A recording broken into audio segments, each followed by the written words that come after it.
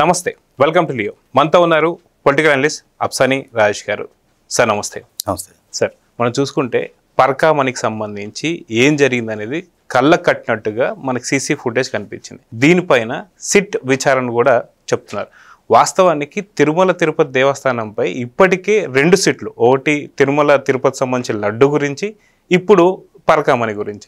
So నిజంగా YCP వాళ్ళకి నిజంగా అసలుకి మనుషులేనా అంటే ఏమంటారు? ఇప్పుడు వాస్తవంగా ఈ పరకామణి దొంగతనం అంశం దాన్ని కప్పి పెట్టడానికి చేసిన ప్రయత్నం, ఆ సంఘటనలో జరిగిన పంచాయతీలు, ఆస్తుల పంపకాలు, వీటన్నిటి గురించి విన్న తర్వాత సామాన్య శ్రీవారి భక్తులకి అంటే వాళ్ళకి ఏమనిపించిందంటే, మనందరం శ్రీవారి భక్తులుగా శ్రీవారి పట్ల భక్తిభావంతో ఉండాలి. మన వల్ల శ్రీవారికి ఏదైనా అపచారం జరిగితే శ్రీవారి ఆగ్రహానికి గురి కావాల్సి వస్తేనే ఒక భయంతోటైనా ఉంటాం మనం. అంటే ఒక సామాన్య పౌరుడు ఐదర్ భక్తి ఆర్ భయంతో ఉంటాడు. కానీ ఇవేమీ లేని బరితెగింపు బ్యాచ్ ఒకటి ఉంటుంది. వాళ్ళకి అసలు శ్రీవారి పట్ల భక్తి లేదు, భయం లేదు. వాళ్ళు అసలు శ్రీవారిని భగవంతుడిగా గుర్తించరు, ప్రార్థించరు. వాళ్ళది ఎంతసేపటికి ఏంటంటే, శ్రీవారి సంస్థానం ప్రతిరోజు 1,00,000 మంది భక్తులతోటి కలకల్లాడుతూ ఉంటుంది. ఇంతమంది భక్తులు శ్రీవారికి కోట్ల రూపాయలు విరాళాల రూపంలో, మొక్కుబడులు, కానుకల రూపంలో సమర్పించుకుంటూ ఉంటారు. అక్కడ బోల్డు వ్యాపార అవకాశాలు ఉంటాయి. వీటన్నిటి మాటున ఎలా డబ్బు సంపాదించుకోవచ్చు అనేది ఒక ఆలోచన. ఇంకొందరికి ఏంటంటే,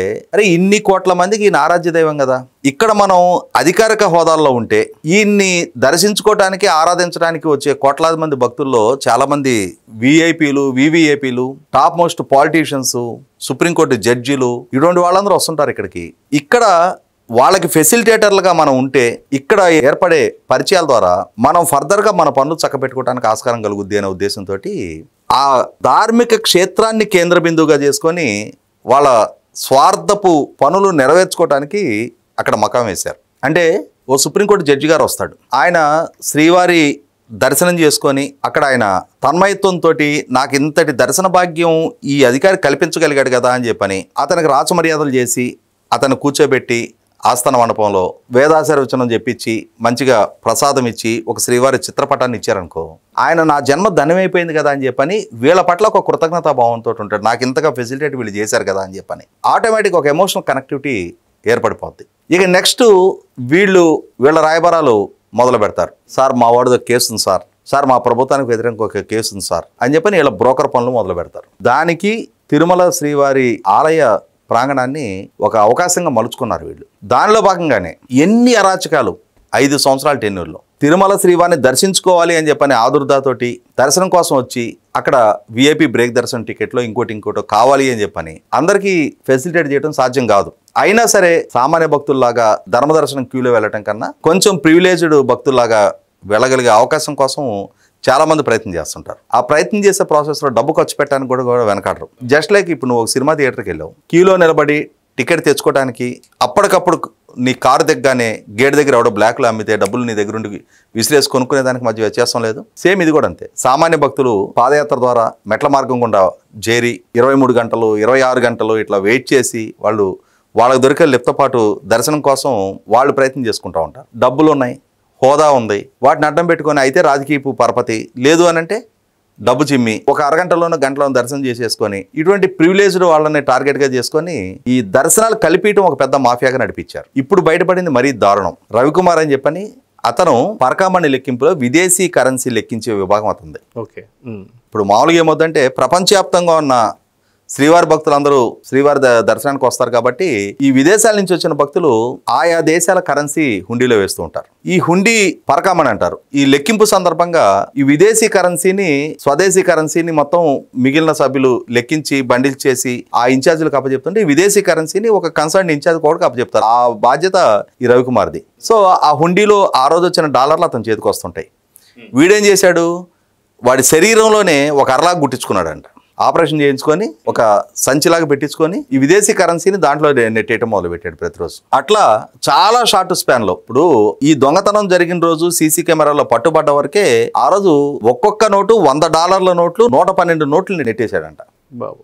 కానీ అంటే $11,200 మన ఇప్పుడు రేటు ప్రకారం లెక్కేసుకుంటే సుమారుగా 10 లక్షలు ఖరీదు చేసే డాలర్లు. ఒక రోజుకి 10 లక్షలు అంటే వాడి ఆదాయం నెలకెంత, ఒక సంవత్సరానికి ఎంత? వాడు చాలా షార్ట్ స్పాన్ లో 100 కోట్ల పైగా ఆస్తులు కొన్నాడు. వాడి తప్పు ఆ శ్రీవారి ఆగ్రహానికి ఏదో ఒక రోజు గురి కావాల్సి వస్తుంది. వాడి పాపం ఆ రోజు పండింది. వాడి దొంగతనం విజిలెన్స్ వాళ్ళ కంట పడింది.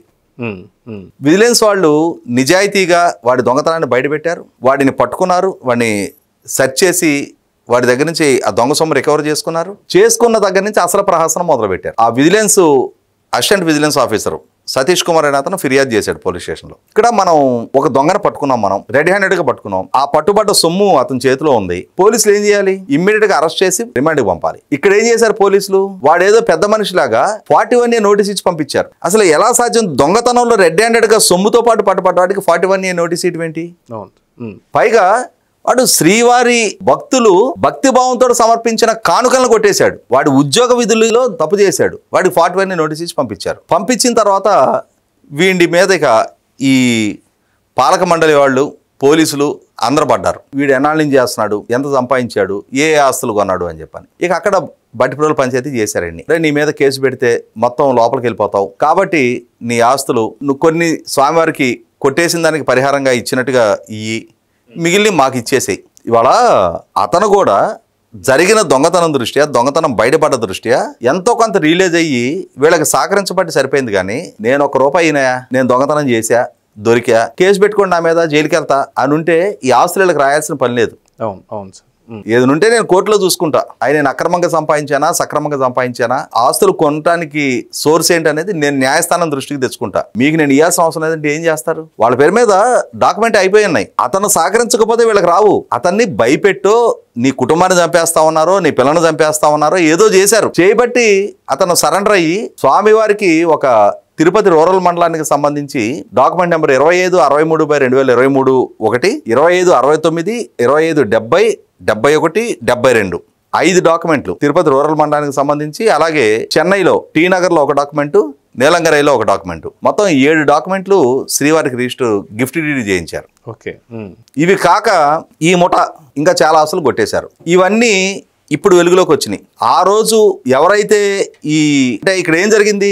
అసలు అన్నిటికన్నా విచిత్రం జరిగింది దొంగతనం కేసు. ఈ దొంగతనం కేసుని లోక్ అదాలత్లో రాజీ పరిష్కారం చేసుకున్నారు. ఈ విజిలెన్స్ అధికారి సతీష్ కుమార్ అధికారిక విధుల్లో భాగంగా కేసు నమోదు చేశాడు. అది అతని వ్యక్తిగత కేసు కాదు. అధికారిక విధుల్లో నమోదు చేసిన కేసుని రాజీ చేసుకునే అధికారం లేదు. రెండోది, దొంగతనం కేసుని ఎట్లా రాజీ చేస్తారు? ఇవాళ ఏదైనా వ్యక్తిగత వివాదాలు ఉంటాయి. పలానా వ్యక్తి నాకు డబ్బులు ఇవ్వాలి, ఇవ్వట్లేదు, నోటు చెల్లిపోతుంది అని చెప్పని కోర్టులో కేసు వేసాం. వేసిన తర్వాత అతను రాజీకి వచ్చాడు. అరే బాబు, ఎందుకు నీకు నాకు కోర్టు పంచాయతీ ఎందుకు, నీ డబ్బులు నేను ఇచ్చేస్తా అంటే ఇద్దరు కలిసి రాజీ పిటిషన్ ఫైల్ చేసుకుంటారు. సార్, నాకు ఇతను నోటు చెల్లిపోతుంది, ఇవ్వట్లేదని నేను వేసా, కానీ వాళ్ళు ఇవ్వడానికి వచ్చాడు. అప్పుడు న్యాయస్థానం ఏమయ్యా, మరి మీరు ఇద్దరు పరిష్కారం చేసుకున్నారని ఇద్దరిని కనుక్కొని వాకప్ చేసుకొని ఓకే అంటే కొట్టేస్తుంది. అలాగే మ్యూచువల్ కన్సెంట్ మీద డైవర్స్ ఫైల్ చేసుకుంటారు. వాళ్ళిద్దరిని విచారించి ఇద్దరు అంగీకారపూర్వకంగానే డైవర్స్ ఫైల్ చేసుకున్నారని నిర్ధారణ చేసుకున్న తర్వాత వాళ్ళకి డైవర్స్ ఇస్తూ ఇద్దరితో సంతకాలు పెట్టించుకొని, ఎందుకంటే ఇద్దరు మేజర్లు, వాళ్ళిద్దరు అవగాహన మేరకే వాళ్ళకి కౌన్సిలింగ్ ప్రక్రియ ఇవన్నీ పూర్తయిపోయిన తర్వాత కూడా వాళ్ళు విడిపోవాలని నిర్ణయం తీసుకున్నారు. కాబట్టి వాళ్ళిద్దరు ఆమోదంతో డైవర్స్ ఇస్తారు. పొలం గట్టుల దగ్గర పేచీలు ఉంటాయి. లేదు, 2 వర్గాలు ఘర్షణ పడిన సందర్భాలు ఉంటాయి. అటువంటి సార్ మేము ఇద్దరం రాజీ పడుతున్నాం, మేము ఇంక గొడవలు పడడం భవిష్యత్తులో అంటే పోలీసుల సమక్షంలోనే వాళ్ళు ఇటువంటివి లోక్ అదాలత్లో సెటిల్ అవుతాయి. కానీ వ్యక్తుల మధ్యన అయితే సెటిల్మెంట్ ఉంటుంది, కానీ దేవుడికి దొంగతనానికి సెటిల్మెంట్ ఉండదు. అవును సార్, అవును. దొంగతనం చేశాడు అని చెప్పని ఒక ప్రభుత్వాధికారి శ్రీవారి సొమ్ము దొంగతనం చేశాడు అని చెప్పని కేసు పెట్టాడు. అది రాజీ జరగదు, రాజీ చేయటానికి వీల్లేదు. మొట్టమొదట ఆ జడ్జిది కూడా తప్పు ఉంది. అక్కడ వీళ్ళు రాజీ పిటిషన్ ఫైల్ చేసినా ఆ జడ్జి అంటే మామూలుగా వాడకూడదు, కానీ పచ్చి బుద్ధులు తిట్టి పంపించాలి. ఎవడరా మీరు ఇటువంటి కేసులు తీసుకొచ్చి రాజీ పిటిషన్ ఫైల్ చేస్తారా అని చెప్పని. అది దేవుడికి సంబంధించింది. అసలు ముందు విచారణాధికారి ఎట్లా రాజీ పడుతున్నాను పిటిషన్ ఫైల్ చేస్తాడు? అతనే కంప్లైంట్. అతను విజిలెన్స్ అధికారి అంటే విచారణాధికారి, అతను ఫైల్ చేయకూడదు. 100% పెద్ద తప్పుకు పాల్పడ్డారు. వీటన్నింటి నేపథ్యంలో ఇప్పుడు వెలుగులోకి వచ్చింది. మరి ఆ రోజున టీటీడీ ఈఓగా, టీటీడీ చైర్మన్ గా ఉన్న ధర్మారెడ్డి, బొమ్మన కరుణాకర్ రెడ్డిల కన్సెంట్ లేకుండా ఇంత పెద్ద కేసులో, ఇన్ని కోట్ల రూపాయల ఆస్తులకు సంబంధించిన కేసులో ఇవాళ రాజీ పిటిషన్ ఫైల్ చేయగలిగే ధైర్యం ఒక సామాన్య అధికారికి ఉంటుందా? అతను ఏం చెప్పాడు? తర్వాత విజిలెన్స్ విచారణ చేశారు. నాటి పోలీసు ఉన్నతాధికారి బెదిరించిన నేపథ్యంలో నేను రాజీ పిటిషన్ ఫైల్ చేయాల్సి వచ్చిందని చెప్పాడు. ఇవాళ అతను అప్రూవర్ గా మారుతా ఉన్నాడు. ఎవరెవరు తను బెదిరించారు, ఎందుకు బెదిరించారని. ఈ రవికుమార్ కూడా అప్రూవర్గా మారుతా ఉన్నాడు. ఆ రోజు తాను ఏం దొంగతనానికి పాల్పడ్డాడు, తన నుంచి ఎవరెవరు ఏ ఆస్తులు రాయించుకున్నారు అని చెప్పని. వీటన్నిటి నేపథ్యంలో ఇప్పుడు ప్రభుత్వం కూడా సిట్ ద్వారా విచారణ చేయాలని చెప్పని ఒక నిర్ణయం తీసుకున్నారు. ఇప్పుడు సిట్ అనగానే మనకి ఈ లిక్కర్ కుంభకోణం విచారణ చేస్తున్న సిట్టు గుర్తుకొస్తుంది. మనకి సహజంగా ఏదైనా ఒక ఊర్లో ఎవరికైనా ఒక జ్వరమో కాలు నొప్పో చేయి నొప్పో వచ్చింది, ఏం చెప్తారు? మన ఆ ఊరు కొత్తగా వచ్చాం, ఈ ఊర్లో మంచి హస్తవాసి గల డాక్టర్ ఎవరైనా అడుగుతారు. పలానా డాక్టర్ గారి దగ్గరికి వెళ్తే మీకు వెంటనే నయం వద్ది, ఆయనకి మంచి పేరు ఉంది అని చెప్తారు. లేదు వాళ్ళ పిల్లల్ని చదివించాలి, ఏ స్కూల్ అయితే బాగుంటుంది అంటారు. ఏదైనా వాళ్ళకి సంబంధించిన ఇష్యూ ఉంది, ఏ లాయర్ గారు అయితే బాగా చేస్తాడంటారు. ఏదైనా ట్యాక్స్ ఇష్యూస్ ఉన్నాయి, ఏ ఆడిటర్ గారు అయితే బాగా చేస్తారంటారు. అలాగే ఇప్పుడు ప్రభుత్వానికి లిక్కర్ కుంభకోణాన్ని విచారిస్తున్న సిట్టు సామర్థ్యం నిర్ధారణ అయింది.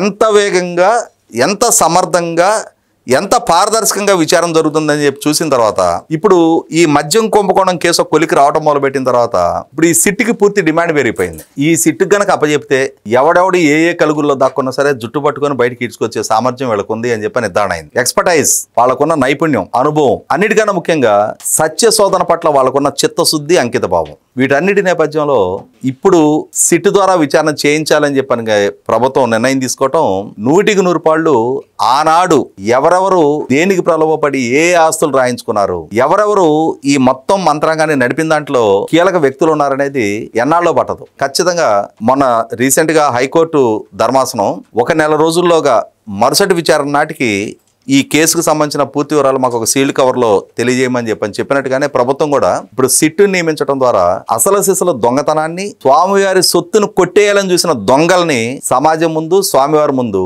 అసలు దొంగలు ఎవరనేది, ఎందుకంటే రవికుమార్ దొంగతనానికి పాల్పడ్డాడు, కానీ దొంగ దగ్గర దొంగతనం చేసిన పెద్ద మనుషుల ముసుగుల్లో ఉన్న అసలు సిసల దొంగలు ఇవాళ చట్టం ముందు రవికుమార్ని దోషిగా ఎక్స్పోజ్ చేసి చట్టపరంగా అతని ఆస్తుల్ని జప్తు చేయడం ఒక ఎత్తు. అలా కాకుండా స్వామి కొన్ని మిగిలి మాకి అంటే స్వామితో క్విట్ ప్రోకో చేశారు వీళ్ళు. స్వామి మీ దగ్గర ఇటు కొట్టేశాడు, మీకు కొన్ని ఇస్తున్నాం, మిగిలి మేము కొట్టేస్తున్నాం అని చెప్పి స్వామితో బేరాజు సారాలు చేసిన ఈ పెద్ద మనుషులు ఎట్టి పరిస్థితుల్లో వాళ్ళని ఉపేక్షించడానికి వీల్లేదు. అదే అంశాన్ని నిన్న లోకేష్ గారు కూడా అధికారికంగా ప్రకటించడం జరిగింది, సిట్ ద్వారా విచారణ చేయబోతున్నాం అని చెప్పని. సిట్ అనగానే ఇంకా ఈ అసలు సిసల దొంగలకి అరికాలలో వణుకు మొదలైంది.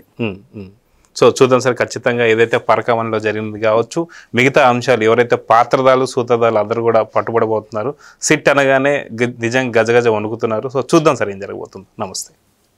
Please subscribe to Leo news for more videos.